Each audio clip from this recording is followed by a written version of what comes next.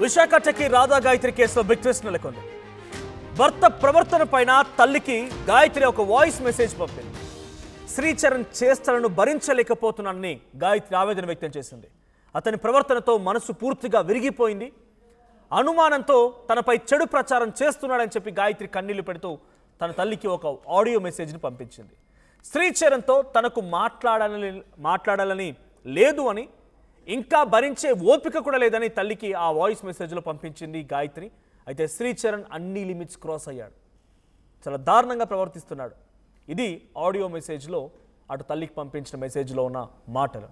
అయితే పోలీసులు ఈ ఆడియోను కూడా ఆధారితంగా తీసుకొని విచారణ చేపడుతున్నారు. పరారులో ఉన్నటువంటి శ్రీచరణ్ కోసం పోలీసులు కూడా గాలింపు చర్యలు చేపడుతున్నారు. సో అటు ఆర్టీవీ లైవ్లో కూడా గాయత్రి తల్లిదండ్రులు మాట్లాడుకొచ్చారు. చాలా దారుణంగా బిహేవ్ చేస్తూ ఉండేవాడు. నవంబర్లో పెళ్ళైపోతే అప్పటి నుంచి ప్రతిసారి అనుమానం పడుతూ ఉండేవాడు. అటు గాయత్రి ఒక దగ్గర ఉద్యోగం చేసేది, తను ఒక దగ్గర ఉద్యోగం చేస్తూ ఉండేవాడు. గాయత్రి ఎటు వెళ్ళాలన్నా సీసీటీవీ కెమెరాల మాదిరిగా ఫాలో అవుతుండేవాడు. హ్యాండ్ బ్యాగ్లో ట్రాకర్ పెట్టడం, తను ప్రతిసారి వీడియో కాల్ చేసి చుట్టూ ఎవరున్నారో చూపించమని చెప్పడం, అనుమానాస్పదంగా మాట్లాడడం, ఎప్పటికీ అనుమానం వ్యక్తం చేయడం. అటు తల్లిదండ్రులతో పెడుతున్నా కూడా ఏంటి నీ చుట్టుపక్కల మీ తల్లిదండ్రులతో పాటు ఇంకెవరున్నారో వాళ్ళని కూడా చూపించు అని చెప్పి అడిగేవాడంట. ఎవరితో మాట్లాడిన అనుమానాన్ని వ్యక్తం చేస్తూ ప్రతి సందర్భంలో చాలా దారుణంగా వ్యవహరిస్తూ ఉండేవాడని చెప్పి గాయత్రి తల్లి సత్యవతి చెప్పుకొచ్చారు. దీంతో పాటుగా రాత్రుల్లో చాలా దారుణంగా బిహేవ్ చేస్తూ ఉండేవాడు. గాయత్రిని హింసిస్తూ ఉండేవాడు, చెప్పకూడనిటువంటి పనులు చేస్తూ ఉండేవాడని చెప్పి ఆ తల్లి చెప్పింది. ఒకసారి ఆ ఆడియో మెసేజ్లో ఏముంది, తల్లికి పంపిన ఆడియో మెసేజ్లో గాయత్రి తన ఆవేదన వ్యక్తం చేసింది. ఒకసారి తన ఆవేదన ఏంటో విన్నాం. అమ్మ, మా అత్తగారు ఫోన్ చేశారు. ఎందుకమ్మా ఇవన్నీ వస్తున్నాయి, నేను ఈ మాటే విన్నాను, ఇవన్నీ చెప్పారు. నేనైతే అత్తయ్య గారు, నా మనసు అయితే ఫుల్గా విరిగిపోయింది. నా గురించి ఇలా బ్యాక్ బైటింగ్ చేస్తున్నాడు అని నేను చెప్పేశాను. అందుకు ఇలా అని చెప్పాను నేను. సో ఏమైనా ఉంటే అత్తయ్య గారు, మీ అబ్బాయి ఏదైనా నేను తప్పు చేశాను కానీ ఏదైనా చెప్తే కనుక నేను వాడిని కాల్లో యాడ్ చేస్తాను ఉండమ్మా అన్నారు.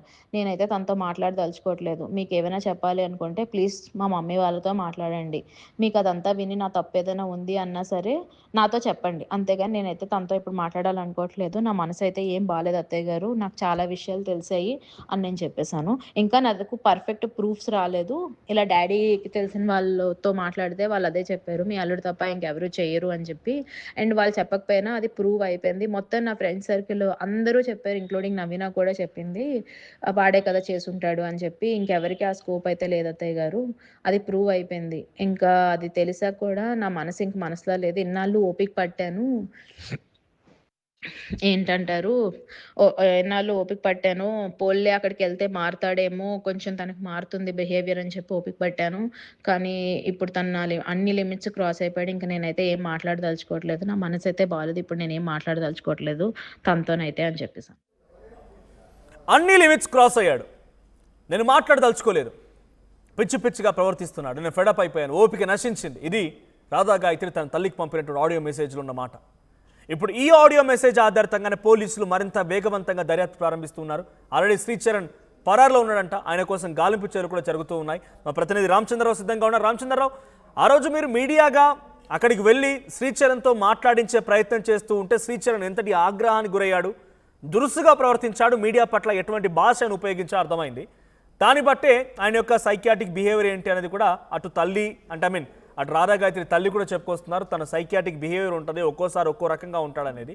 సో అంత ధైర్యంగా అంత స్ట్రాంగ్గా మాట్లాడిన వ్యక్తి ఇప్పుడు పరారులో ఉన్నట్టు తెలుస్తోంది. ఏంటి ఈ ఆడియోలో ఎటువంటి డీటెయిల్స్ ఉన్నాయి, ఇంక ఈ ఆడియోతో పాటుగా అటు తల్లి సత్యవతి దగ్గర ఎటువంటి డీటెయిల్స్ ఉన్నాయి, ఇంకా శ్రీచరణ్ పరారికి సంబంధించి అప్డేట్స్ ఏంటి? మేము కాసేపు క్రితం అక్కడ వారి కుటుంబ సభ్యులతో కలవడం జరిగింది. వారంతా కూడా రాష్ట్ర టీడీపీ అధ్యక్షుడు పల్లా శ్రీనివాస్ ని కలిశారు.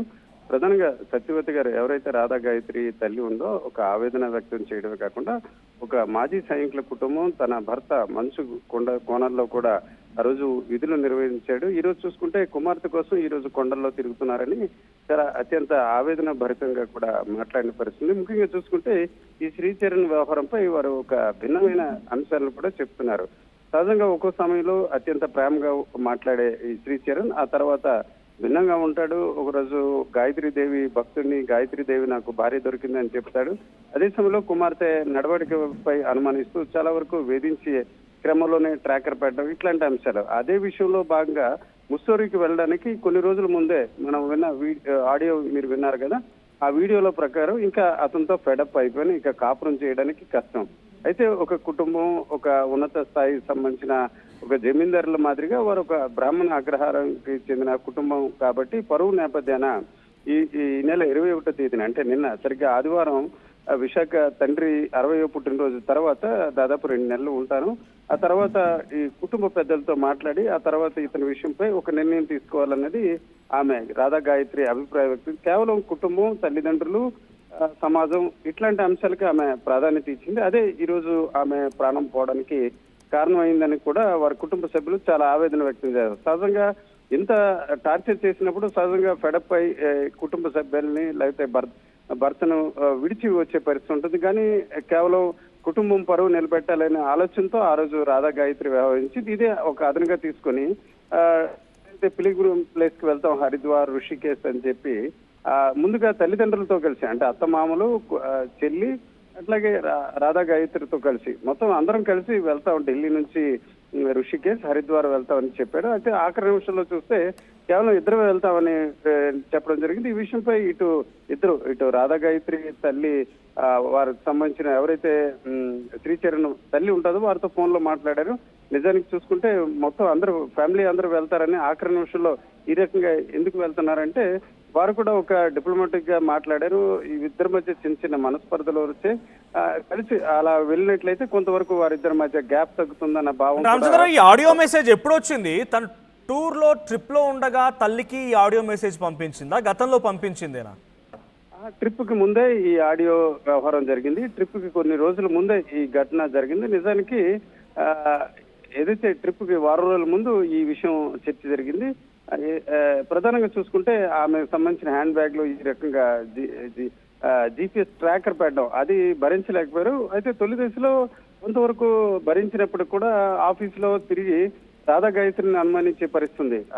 ఏదైతే ఆఫీస్కి సంబంధించిన సాఫ్ట్వేర్ ఉండొచ్చు, ఇట్లాంటి అంశాలను ఏమైనా ఈమె చోరీ చేస్తుందని ఆమెను ఒక అనుమానాస్పదంలో తొలి దశలో చూశారు. అయితే తర్వాత ఆఫీసులో ఇది భర్త పెట్టారనే విషయం తెలియడంతో దాన్ని లైట్ గా తీసుకున్నారు. కానీ ఈ ఆడియోలో చూస్తూ ఉంటే తల్లికి ఒక స్ట్రాంగ్ మెసేజ్ ఇచ్చింది గాయత్రి. నేను భరించలేకపోతున్నాను, ఓపిక నశించింది, చాలా లిమిట్స్ దాటి ప్రవర్తిస్తున్నాడు శ్రీచరణ్ అంటూ కూడా చెప్పుకొచ్చింది. అత్త కూడా చెప్పానని చెప్పింది. ఈ ఆడియో తర్వాత అయినా వాళ్ళు ఏదైనా యాక్షన్ దిగారా? అంటే వాళ్ళతో మాట్లాడడం కానీ, శ్రీచరణ్తో మాట్లాడడం కానీ, శ్రీచరణ్ వాళ్ళ తల్లిదండ్రులతో ఇటు రాధా గాయత్రి తల్లిదండ్రులు మాట్లాడడం కానీ ఇలాంటిదైనా జరిగిందా? ఈ గొడవ లాంటిది ఏదైనా జరిగిందా? లేదంటే తల్లిదండ్రికి చెప్పారు కాబట్టే ఈ విషయం అక్కడి వరకు వెళ్ళింది కాబట్టే ఈ ట్రిప్ అని ప్లాన్ చేశాడా శ్రీచరణ్? ట్రిప్ లో ఈ రకంగా తనని హతమార్చాలని చూశాడా? ఒక సాంప్రదాయ కుటుంబంలో ఏ రకంగా జరుగుతుంది అదే రకంగా ఇతర కుటుంబాలు అంటే శ్రీచరణ్ తల్లిదండ్రులు అలాగే వీరి తల్లిదండ్రులు కూడా వ్యవహరించారు.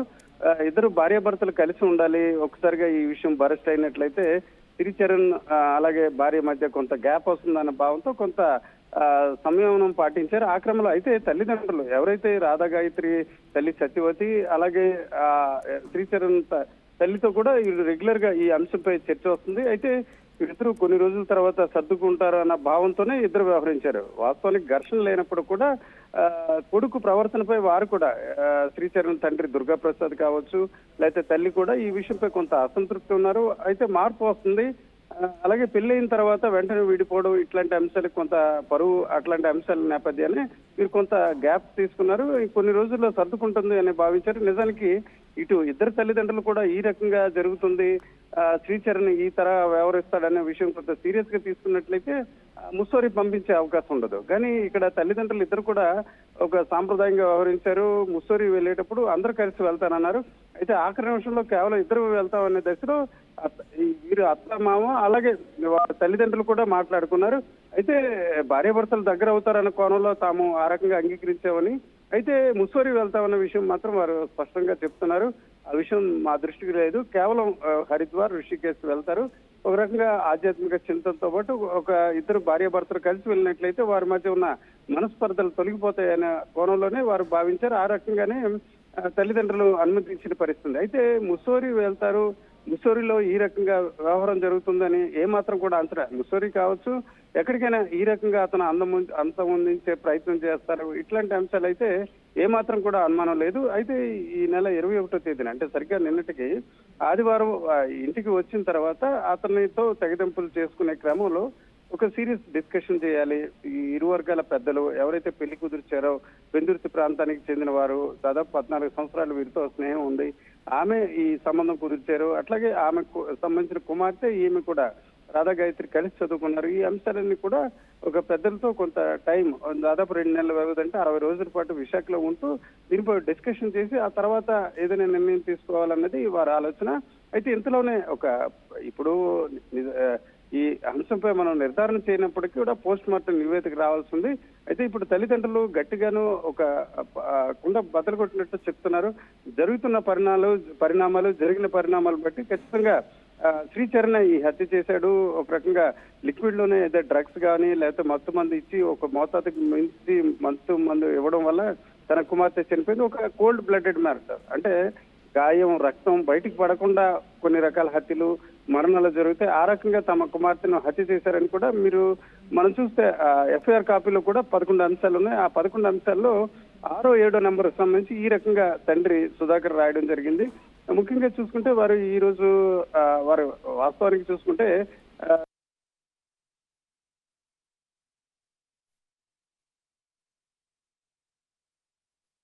ఎంతలా తన ఆవేదనని, తన భర్తను పెట్టిన ఇబ్బందిని ఎంతలా వేధిస్తున్నాడని దాన్ని తల్లికి మెసేజ్ పంపించిందని అంటే ఆడియో చూస్తే అర్థమవుతుంది అంత క్లియర్గా అనేది.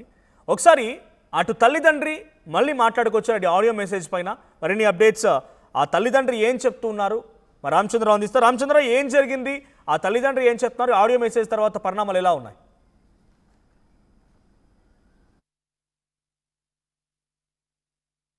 అక్కడ పోలీసులు చుట్టూ తిరుగుతున్నారు. మరొక చూసుకుంటే తల్లి సత్యవతి చూసుకుంటే ఆంధ్రప్రదేశ్లోని ప్రజాప్రతినిధులు కలిసి తన కుమార్తె ఆత్మకు శాంతి కలిగించాలి, తమకు న్యాయం చేయాలని కూడా కోరుతున్న పరిస్థితి. ఈ దశలో టీడీపీ అధ్యక్షులు పల్లా శ్రీనివాస్ గారిని కలిశారు. పల్లా శ్రీనివాస్ గారు కూడా ఈ విషయంపై హోంమంత్రితో కూడా మాట్లాడినట్టు మనకు తెలుస్తుంది. వారి కుటుంబ సభ్యులు సత్యవతి గారితో పాటు రాధా గాయత్రికి సంబంధించిన బంధువులు కూడా ఉన్నారు. సరే, అదే మీరు కూడా మాట్లాడారు కదా పల్లా శ్రీనివాస్ గారితో, ఏం మాట్లాడారు, ఆయన ఎట్లా రెస్పాండ్ అయ్యారు? ఈ కార్యక్రమం, ఈ యొక్క కేసు గురించి మనం 9 రోజులు బట్టి 8 రోజులు బట్టి చాలా నరకం అనిపిస్తున్నామండి. ఇది ఎంతవరకు వెళ్తుందో మాకు భయం వేసి మనకి ప్రజాబంధువైనటువంటి పల్లా శ్రీనివాసరావు గారిని ఆశ్రయించడం జరిగింది. ఎందుకంటే వారికి ఈ యొక్క మా బాధ వెలగలిస్తే మాకు న్యాయం చేకూరుతా అని చెప్పి మా అక్కయ్య గారు ఆవిడ తీసుకురావడం జరిగిందండి. మొత్తం అంతా ఆ రోజు నుంచి ఈ రోజు వరకు కూడా ఈ కేసు గురించి ఆయన మాకంటే ముందు ఎక్కువగా ఆయనే చూసి చాలా బాధపడుతున్నట్టుగా చెప్పారు. కాబట్టి ఈ కేసు మీద హోమ్ మినిస్టర్ అనిత గారితో కూడా మాట్లాడి ఇప్పుడే మా ముందే ఆవిడ కూడా తక్షణమే ఈ కేసుకి ఎవరు నేరస్తులు 100% శ్రీచరణ్ అనేటువంటి ఆయన తన భర్త అంటే మా రాధా గాయత్రి మేనకోళ్ళ భర్త ఈ యొక్క హత్య చేసి ఉంటాడని చెప్పి నమ్ముతూ అక్కడ డెహ్రాడూన్ పోలీసులు ఇచ్చినటువంటి కేసు 103 ఏదో పెట్టారు, మర్డర్ కేసు. దాన్ని పరిగణన తీసుకొని ఇక్కడ లోకల్ డిఎస్పీ గారితో కూడా మాట్లాడి వెంటనే దీనికి న్యాయం చేసి అబ్బాయిని అరెస్ట్ చేయాలని చెప్పి మా ముందే మాకు ఆవిడ చెప్పడం జరిగింది. అన్ని విధాలుగా మీ యొక్క ఈ కేసు విషయంలో మీకు ఎటువంటి న్యాయం కావాలన్నా ఆ న్యాయాన్ని మేము తప్పకుండా మీకు మా యొక్క అండదండలు ఉంటామని చెప్పి మాకు భరోసా ఇవ్వడం జరిగిందండి.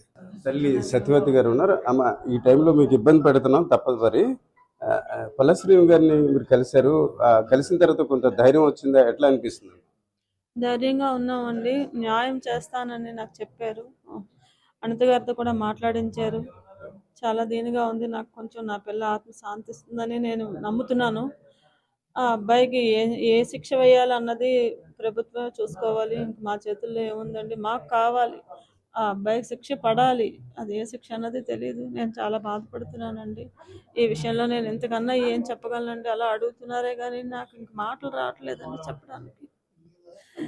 అతను మనం శ్రీచరణ్ మేము కూడా కలిస్తే ఆయన ఏమంటున్నారంటే కొంత కోపంలో అట్లాగా మా ఆత్మ మాట్లాడుతారు, నేను వాళ్ళకి ఒక కొడుకు లాంటి వాడిని అంటున్నాను. నిజం ఆయన మాటలు మీరు నమ్ముతున్నారా? నమ్మమండి. ఆ విషయం అయితే నేను అసలు నమ్మను. నాకు నీరసం లేకపోయినా ఓపిక తెచ్చుకున్నానో చెప్తానండి. ఆ విషయం అయితే నేను నమ్మను. వాడు కొడుకుగా చూస్తున్నానంటే ఉట్టి అబద్ధం అది. మా పిల్లని అలాగా చేసిన వాడు నాకు కొడుకు ఎలా అవుతాడండి? అలాంటప్పుడు పిల్లనే జాగ్రత్త చూసుకుంటాడు కదా. చేతిలో అందించాము, ఆ పిల్లనే జాగ్రత్తగా చూసుకున్నవాడు నాకు ఎలాగండి కొడుకు అవుతాడు? పిల్లని చంపేసి నేను కొడుకుగా చూసుకుంటాను మిమ్మల్ని అనే మాట ప్రభుత్వాలు నమ్మొచ్చునేమో కానీ తల్లిగా నేనైతే నమ్మను సార్. నాకు ఆ అబ్బాయి మీద అనుమానం ఉందండి. ఈ అనుమానం మాత్రం ఆ అబ్బాయే చంపాడు. ఆ అమ్మాయికి ఏదో పాయిజన్ పెట్టి చంపాడు. ఇదైతే మాత్రం నేనే చెప్పగలను. ఆర్ట్ఫుల్గా ఉంది అదేని. ఎవరేం చెప్పినా నేను విన్ను. న్యాయం కావాలనుకున్నాము. భగవంతుడు ఏం చేస్తాడు, అది నా చేతుల్లో ఏమీ లేదు కదండి. ఆఖరిగా ఇప్పుడు హోటల్ గది ఖాళీ చేశారు. ఏదైనా పారిపోయే అవకాశం అట్లా ఉన్నట్టు అనుకుంటున్నారా? ఆ విషయం కూడా మీరు శ్రీనివాస్ గారితో చర్చించారు. తెలియదండి, హోటల్గా అది ఖాళీ చేశారని ఇప్పుడే నాకు తెలుస్తున్నది. చేసి వెళ్ళిపోతే భయం అనేది ఉంటే పారిపోతాడు కదండి. భయపడుతున్నాడేమో అనుకుంటున్నాను నేను. తను తప్పు చేసి ఉంటేనే పారిపోయి ఉండొచ్చేమో. నాకు అంత మరి దాని మీద అవగాహన లేదండి. వెళ్ళిపోయాడా ఉన్నాడు, ఇంకా కార్యక్రమాలు ఉన్నాయి చేయవలసినవి. వెళ్ళిపోయారా ఉన్నారా అన్నది తెలియదండి. అది నేనేం చేయగలను, నాకేం తెలియదండి. వీళ్ళకే ఉన్నవన్నీ తెలియాలి. మా మా తమ్ముడండి ఈ అబ్బాయి, తనకే తెలియాలండి, వీళ్ళందరికీ తెలియాలి. ఇప్పుడు ఈ రోజు నుంచి కార్యక్రమం చేయాలండి. మాకు మా సంస్కార ప్రకారంగా 12 రోజుల వరకు రోజు కార్యక్రమం చేయాలి. ఆల్రెడీ నిన్న మొన్న శుక్రవారం కూడా చేస్తున్నారు కార్యక్రమాలు. కార్యక్రమం చేస్తుంటే ఈ విషయాన్ని తెలుసుకొని సాయంకాలం ఆ రూము అంటే సింహాచలంలో ఏదో లాడ్జిలో వాళ్ళు ఉన్నారు. అది రాత్రి వాళ్ళు వెళ్ళిపోయినట్టుగా మాకు సమాచారం వచ్చిందండి. ప్రస్తుతం ఇప్పుడిప్పుడే ఫోన్ వచ్చింది మాకు. పంతులు గారు రోజు టైం ప్రకారంగా 9 గంటలకి అంత కూడా వెళ్తాడు అక్కడికి, ఆ సింహాచలం దగ్గరికి. ఆ పంతులు గారు వెళ్ళే టైంకి వాళ్ళు వచ్చి కార్యక్రమం చేస్తుంటారు. ఇప్పటిదాకా వాళ్ళు రాలేదని చెప్పి పంతులు గారు ఫోన్ చేశారన్నమాట. మరోసారి ఫోన్ చేయాలంటే వాళ్ళ ఫోన్ స్విచ్ ఆఫ్ వస్తుందో లేకపోతే అందుబాటులో లేదో ఆ పంతులు గారు మాకు ఇప్పుడు ఫోన్ చేశారన్నమాట జస్ట్ 1 నిమిషం క్రితం. వాళ్ళు రాలేదు కార్యక్రమానికి, ఎక్కడున్నారో ఏంటో మీరు కనుక్కోండి. ఇది జరుగుతుందండి. అంటే దాన్ని బట్టి చూస్తే వాళ్ళు ఎస్కేప్ అయినట్టుగా మాకు అనుమానం వస్తుంది, ఎక్కడికి వెళ్ళిపోయారని చెప్పి. ఇదండి విషయం అన్నమాట. నా కోరిక మేరకు వాళ్ళు ఎక్కడున్నా పట్టుకోవాలి, ఆ అబ్బాయిని పట్టుకుని అరెస్ట్ చేయాలి. ఇది నాకు కావాల్సింది. తదుపరి అత్తమామలు చెప్పుకునే ఉంటుంది నా బిడ్డ వాళ్ళతో కూడాని. వాళ్ళు తన కొడుక్కే సపోర్ట్ చేసి ఉండొచ్చును. అందుకే అందరూ వెళ్ళిపోయారని అనుకుంటున్నాను. మొత్తం అందరినీ అరెస్ట్ చేయాలని నేను ప్రార్థిస్తున్నానండి. ఇప్పుడు మాత్రం ఇదే నాకు కావాల్సిన కోరిక కూడా. ఇంకా అంతేనండి. ఆ కొడుక్కి సపోర్ట్గా ఉండకూడదండి. తప్పు చేసాడు అంటే తప్పు నిలబడాలండి. మరి అలా చేయడం, అది ఎక్కడికి వెళ్ళిపోవడం అన్నది అది చాలా తప్పుడు పని. అదొకసారి పెద్దవాళ్ళుగా వాళ్ళు ఆలోచించుకోవాలి. నాకు ఇంత కష్టాన్ని తెచ్చిపెట్టారు. నేను ఇంకంతకన్నా ఏం చెప్పలేకపోతున్నానండి. వాడు ఎక్కడున్నాడో వెతికి పట్టుకోవాలండి. పట్టుకొని నా బిడ్డకి న్యాయం కావాలండి. నా కూతురు న్యాయం. మాకు ఒక్కగానొక్క పిల్లండి, మరి పిల్లలు లేరు. దాని పుట్టే పిల్లల్ని చూడాలని ఆశపడి జీవొచ్చే వాళ్ళని బతికున్నా సచ్చిన వాళ్ళతో సమానం అయిపోయి అక్కడ ఆయన కొండల్లో తిరుగుతుంది. ఆ పిల్ల 2 ఏళ్ళ పిల్లప్పుడు వచ్చేసారండి, రిటైర్ అయిపోయి వచ్చారు. పిల్ల కోసం వచ్చేసారు ఆయన ఆర్మీలో చేసి. ఆ చంటి పిల్లని తన చేతులుగా పెంచుకున్నారు. ఇక్కడ కాంట్రాక్ట్ దగ్గర చిన్న ఉద్యోగం చేసుకుంటున్నారండి. అతనికి పాపం ఏమీ తెలియదు. ఇలాంటి మంచివాడు అంటే పెళ్లి చేసామండి అంతే. ఇలా క్రూరుడు అనేసి తనకు తెలియదు. ఆ కొండల్లో ఇప్పుడు కూతురు కోసం ఎంత యాతన పడుతున్నారో అక్కడ. రోజు ఫోన్ చేస్తే ఇద్దరు ఒకరికొకరు చూసుకుని బాధపడతారు. ఏడుపు పిచ్చెక్కిపోతున్నారు. ఆయన సపోర్ట్గా 4గురిని పంపించామండి. 4గురు వెళ్ళారండి. ఇక్కడ నేను ఇలా తిరుగుతున్నానండి. ఇదంతా ఒక్కసారి మీరందరూ ఆలోచించుకోవాలి. ఆలోచించి నాకు న్యాయం చెయ్యండి. అందుకని నేను చెప్పలేకపోతున్నానండి. నాకు న్యాయం కావాలి. అమ్మ, మీరు కూడా కొద్దిగా అంటే న్యాయం కోసం చేస్తున్నారు. మేము కూడా న్యాయం కొంటాం. కొద్దిగా ఆరోగ్యం జాగ్రత్త. అదే మీ భర్త ఇంతకుముందు మంచుకొండలో అట్లా వర్క్ చేశారు అంటున్నారా? అట్లా జరిగిందమ్మా? ఆయన ఆర్మీ అండి, ఆర్మీలో చేసి రిటైర్ అయ్యారు. పాప 2 సంవత్సరాలు పిల్లప్పుడే ఆయన రిటైర్మెంట్ పెట్టుకొచ్చారు. పాప కోసం వచ్చేసారండి. ఆడపిల్లలు అంటే ముద్దు. మా ఇంట్లో ఆడపిల్లలు లేరు, మా పాపే ఆడపిల్ల. వచ్చేసరి ఇక్కడే ప్రైవేట్గా చేసుకున్నాం. మేము ఎప్పుడు ఇక్కడే ఉండేవారు. మేము ఎవరమో ఏంటో ఎవరికి అంత తెలియదు. ఆయన చాలా డిసిప్లిన్ అండి, చాలా డిసిప్లిన్గా ఉంటారు. మా పాపే అంతానండి. 15 ఏళ్ళు మా పాపను మేము పెంచామండి, చంటి పిల్ల. ఆ 15 సంవత్సరాల నుంచి ఈ రోజు వరకు, కిందటి వారం వరకు మమ్మల్ని పిల్లల్లా చూసుకుందండి. నాకు మమ్మల్ని పిల్లల్లా మా నోట్లో ఏదో దేనండి అంతా. ఆయనకి టచ్ ఫోన్ వాడడం కూడా తెలియదండి నా భర్తకి. మా పిల్లే చూసుకుంటుంది. ఆయనకి ఏమీ తెలియదు. తండ్రి తల్లిని అంటే ఒక పిల్లల్లా చూసుకునేదండి. దానికి పుట్టే పిల్లల్లాగే మమ్మల్ని చూసుకునేది. అలాంటి పిల్ల ఈ రోజు లేదంటే అతను ఎంత బాధపడుతున్నారండి. ఆ కొండల్లో ఉన్నారు ఆయన ఇప్పుడు. తన కోసమే బాధపడుతున్నారు. న్యాయం కావాలండి అంతే. ఇంతకన్నా నేను ఇంకేం చెప్పలేను సార్. ఇది ఒక రాధా గాయత్రి తల్లి ఆవేదన. నిజంగా మనం ఆమెను ఈ సమయంలో మాట్లాడించడం కూడా కొంత బాధాకరమైన పరిస్థితి. భర్త ఏదైతే ఈ భారతదేశం కోసం గతంలో కొండల్లో పనిచేశారు, ఈరోజు న్యాయం కోసం కుమార్తె మరణంలో రహస్యం ఏంటి, దానికి సంబంధించిన అంశాలు ఏంటి, నిజం కోసం ఈరోజు ఈ కొండల్లో తిరుగుతున్నారని ఆ తల్లి సత్యవతి ఆవేదన వ్యక్తం చేస్తున్నారు. ఎట్టి పరిస్థితిలో నిందితుడిగానే అతను ఉంటాడు. అతను వాస్తవానికి చూసుకుంటే మాటలు మార్చి తమను తప్పుదారి పట్టించే ప్రయత్నం చేస్తున్నారు. ఈ దశలో వాళ్ళు పరారయ్యే అవకాశం ఉంటుంది కాబట్టి వారిని పట్టుకొని అరెస్ట్ చేయాలని సత్యవతి డిమాండ్ చేస్తున్నారు. కెమెరా పర్సన్ తిరుపతితో రామచంద్రరావు, ఆర్టీవీ, విశాఖపట్నం. అమ్మ మా అత్తగారు ఫోన్ చేశారు. ఎందుకమ్మా ఇవన్నీ వస్తున్నాయి? నేను ఈ మాటే విన్నాను. ఇవన్నీ చెప్పారు. నేనైతే అత్తయ్య గారు నా మనసైతే ఫుల్‌గా విరిగిపోయింది. నా గురించి ఇలా బ్యాక్ బైటింగ్ చేస్తున్నాడు అని నేను చెప్పేశాను. అందుకు ఇలా అని చెప్పాను నేను. సో, ఏవైనా ఉంటే అత్తయ్య గారు మీ అబ్బాయి ఏదైనా నేను తప్పు చేశాను గానీ, ఏదైనా చెప్తే గనక నేను వాడిని కాల్‌లో యాడ్ చేస్తాను ఉండమ్మా అన్నారు. నేనైతే తనతో మాట్లాడదలుచుకోవట్లేదు. మీకేమైనా చెప్పాలి అనుకుంటే ప్లీజ్ మా మమ్మీ వాళ్ళతో మాట్లాడండి.